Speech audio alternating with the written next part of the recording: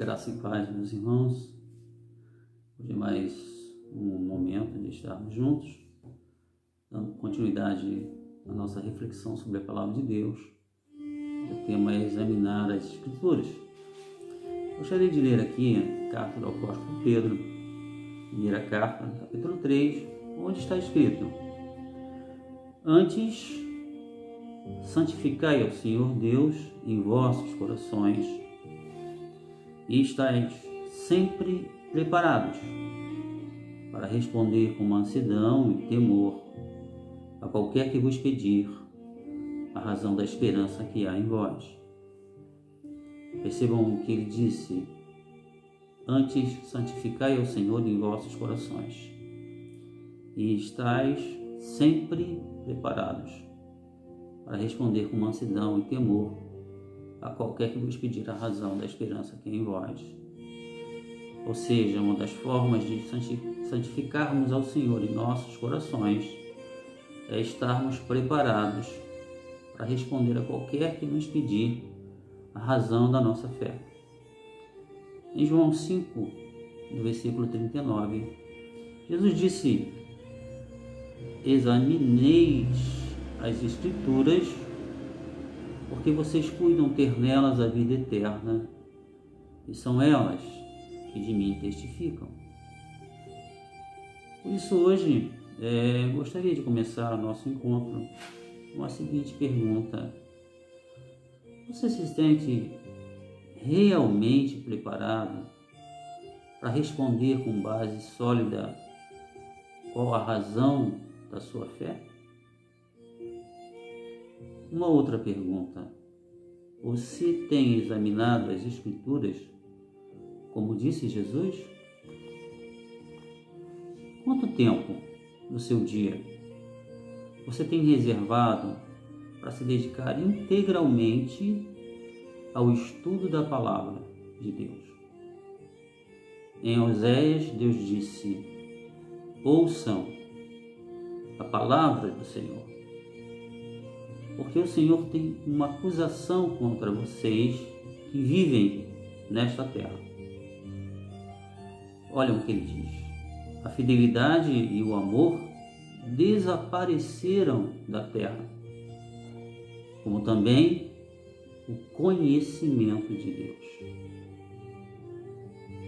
Por causa disso, Deus diz: a terra planteia, e todos os seus habitantes desfalecem. Os animais do campo e as aves dos céus e os peixes do mar estão morrendo, e o meu povo está sendo destruído, porque lhe falta conhecimento. Forte essas palavras, não acho? Todos os textos que citei aqui falam da importância do conhecimento da palavra de Deus. Pedro recomenda a estarmos sempre preparados para responder a qualquer que nos pedir a razão da esperança que temos em Deus. Jesus ordenou, nos disse para examinarmos as Escrituras, e fazendo isso nós vamos encontrar nela a vida eterna, e são as Escrituras que testificam a verdade sobre Deus. Já o profeta Oséias diz que a fidelidade e o conhecimento de Deus desapareceram.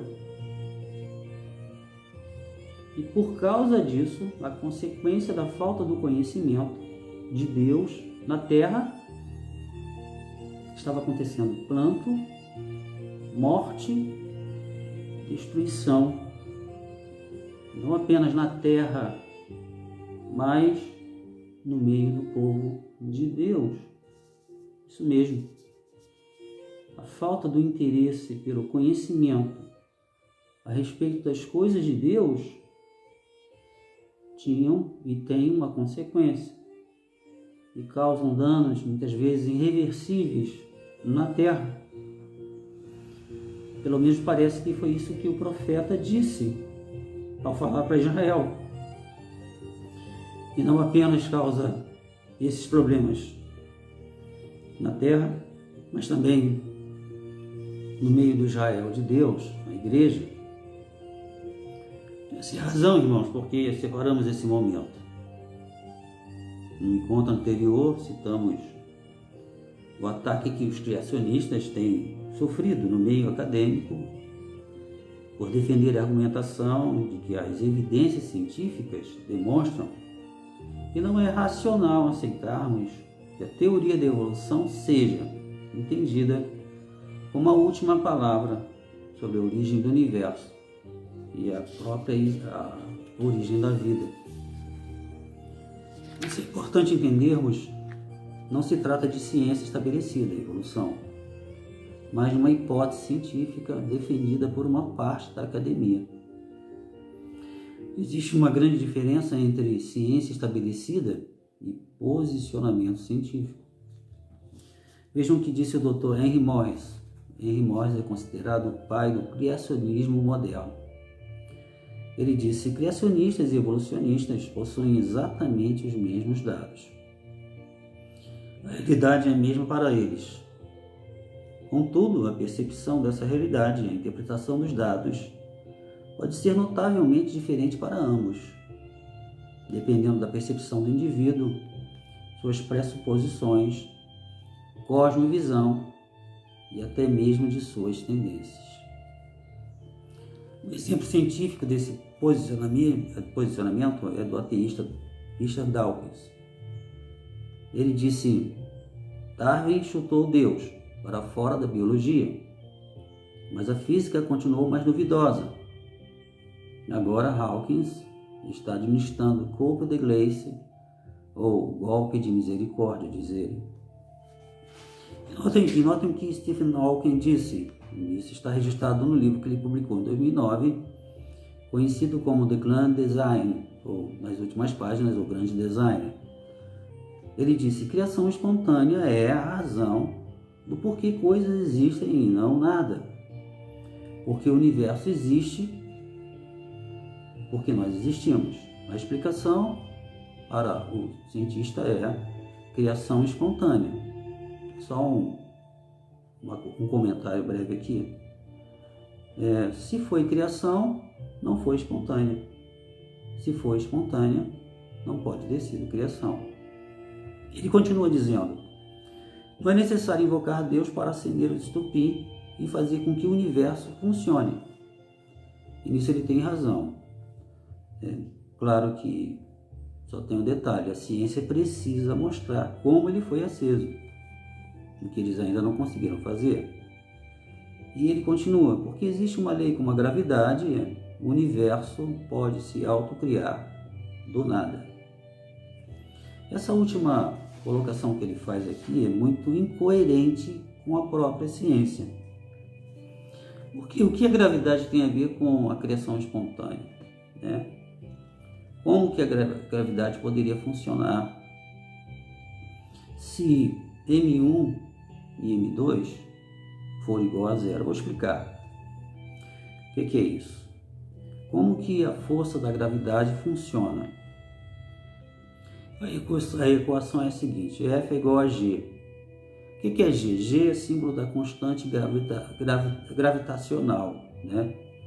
M1 e M2 se referem à massa do corpo 1 e massa do corpo 2. E dividindo assim a distância que separa esses dois corpos, que é o resultado do R ao quadrado. Explicando melhor, o que Stephen está dizendo é que M1 igual a zero e M2 igual a zero vai atuar e criar todas as coisas.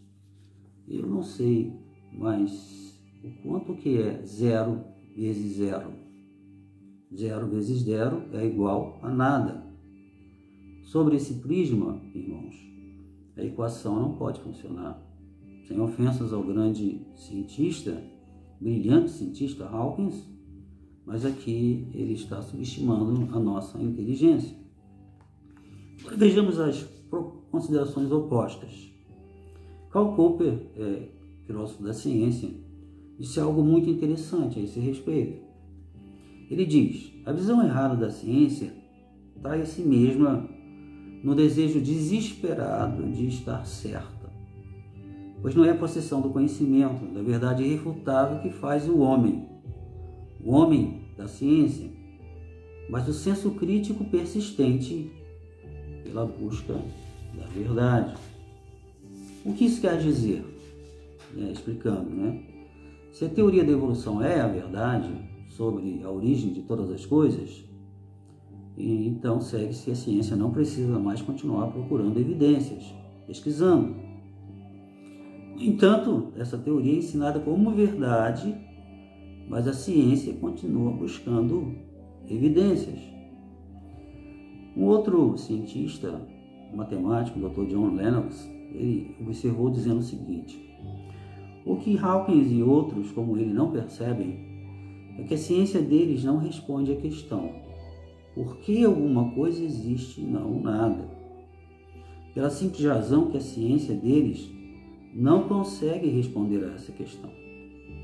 Eles também não percebem que a cosmovisão ateísta deles exclui Deus por suposição e não por razões científicas.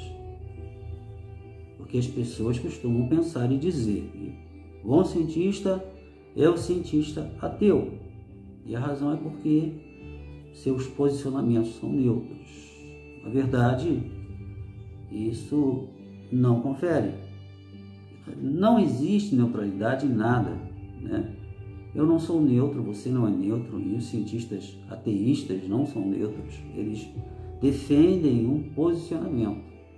A pergunta é se estamos pendendo a favor das evidências ou se estamos contra elas. Jesus disse: não há nada maior do que a verdade. E a Bíblia é o livro da verdade, porque o nosso Deus é um Deus verdadeiro. E Ele fala a verdade, Ele é a própria verdade. E por que esse tema, irmãos, é tão importante, é muito importante? Não sei se você sabe, mas cerca de 62,3% dos jovens da igreja que ingressam nas faculdades nunca mais retornarão. O professor Dalton Lourenço tem dito que uma das razões para que isso aconteça é que a maioria desses jovens não tem seus questionamentos respondidos adequadamente e que a grande maioria tem recebido respostas teológicas para questões científicas. E sabe o que é mais triste? É que essas respostas existem, e são perfeitamente razoáveis com base em evidências científicas para esses questionamentos. Uma outra informação aqui importante é que, ao contrário do que muitos pensam, não só de ateus, agnósticos e céticos, a academia sobrevive. Não sei se você sabe, mas 65% dos ganhadores do prêmio Nobel eram criacionistas, eram cristãos. Outra pergunta pertinente que quero fazer aqui: será que você saberia dizer pelo menos o nome de um cientista criacionista importante do passado?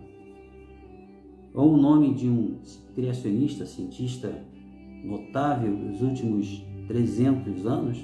Saberia dizer o nome de pelo menos um? Permita-me citar alguns, E antes de dizer o nome de alguns, eu gostaria de explicar que o posicionamento deles não é baseado em religião, mas em evidências científicas. Vou citar alguns dos cientistas que julguei importantes, mais relevantes. A lista é enorme. Francis Bacon, por exemplo. Quem foi ele? Ele foi um filósofo, estadista e cientista que desenvolveu o método científico pelo qual se pode diferenciar entre proposta científica e posicionamento científico, ou proposta não científica. Seu método continua sendo a base do modelo utilizado na ciência até os dias de hoje. E ele disse, entre outras coisas: eu prefiro acreditar que todos os livros que tratam de lendas são verdadeiros, do que acreditar que o universo e a vida sejam obras do acaso. Um outro cientista importante da história da ciência chama-se Johannes Kepler. Quem foi ele? Ele foi um matemático e astrônomo alemão e uma figura principal na revolução científica do século XVII. Ele é considerado o pai da astronomia, por ter descoberto as 3 leis do movimento planetário. São conhecidas como a lei de Kepler. O que ele disse, entre outras coisas? Foi o Criador que trouxe à existência todas essas coisas. Um outro cientista importante na história da ciência, muito conhecido, foi Isaac Newton. Isso mesmo, Isaac Newton era criacionista. Foi um matemático, foi um físico, astrônomo, filósofo inglês e considerado o cientista de maior influência da história. Ele é o pai da mecânica clássica. Entre outras coisas, Newton afirmou: Deus criou todas as coisas por número, peso e medida. Outro cientista famoso da história da ciência, que também era criacionista e acreditava em Deus, foi Louis Pasteur. Quem foi Louis Pasteur? Foi um químico, microbiólogo francês. Ele criou a primeira vacina e o processo conhecido por pasteurização. Pasteur demonstrou em 1959 que geração espontânea não acontece. A ciência já rechaçou, isso está nos anais da história da ciência, a hipótese da geração espontânea. E o que ele disse? A doutrina da geração espontânea nunca mais conseguirá se recuperar desse golpe mortal dado por este simples experimento. E acrescentou: quanto mais eu estudo a natureza, mas fico impressionado com a obra do Criador. Um outro cientista chamado William Thomson, Lord Kelvin, também era criacionista. Ele foi um físico, matemático, engenheiro escocês e desenvolveu a escala Kelvin juntamente com Joule e o trabalho para a formulação das leis da termodinâmica. Ele dizia: provas extremamente contundentes de inteligência e design benevolente encontram-se ao nosso redor. A ideia ateísta é tão sem sentido que eu não consigo expressá-la em palavras. Estou finalizando aqui e gostaria de citar ainda 2 outros cientistas importantes na história da ciência. Arthur Compton. Compton foi prêmio Nobel em Física. Ele descobriu a lei, o efeito Compton. Ele disse: para mim, fé começa com a compreensão de que uma inteligência suprema trouxe o universo à existência e criou o homem. Não é difícil para mim ter essa fé, pois o universo organizado e inteligente testifica a favor da maior afirmação jamais pronunciada no princípio: Deus. E um fato interessante, importante na história, muito significativo, aconteceu no ano de 1992, com a publicação de um livro chamado Cosmos Bios Tels. Nele, o Dr. Henry Magnier foi professor de física por muitos anos na Universidade de Yale. Ele fez uma compilação do pensamento de 60 grandes cientistas do século passado, e entre esses, 24 ganhadores do Prêmio Nobel. E a ideia do livro era justamente discutir esse posicionamento criacionista. E qual foi a conclusão que eles chegaram? E sintetizaram a seguinte frase: só uma resposta convincente para explicar a enorme complexidade das leis que regem o universo, a criação de um Deus onisciente e onipotente. Finalizo dizendo que a realidade a respeito do criacionismo científico, não apenas criacionismo bíblico, está longe de ser apenas uma questão religiosa ou científica, porque assim como as Escrituras são um livro da palavra de Deus, a criação são os livros da obra de Deus, pelas quais o verdadeiro Deus pode ser encontrado.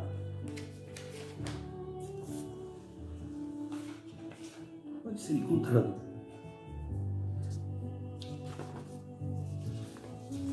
E finalizo dizendo, Deus fez isso para que os homens o buscassem e talvez, tateando, como disse Paulo, pudessem encontrá-lo, embora não esteja longe de cada um de nós. Como diziam os gregos, porque neles vivemos, nos movemos e existimos. E como está escrito, e o de Deus se pode conhecer, é manifesto entre eles, porque Deus lhes manifestou. Pois desde a criação do mundo, os atributos invisíveis de Deus, seu eterno poder, sua natureza divina, têm sido vistos claramente, sendo compreendidos por meio das coisas criadas, de forma que tais homens são indesculpáveis. Deus seja louvado. Obrigado por sua atenção. Continuaremos por esse tema no próximo vídeo. Que Deus nos abençoe. Graças a Deus.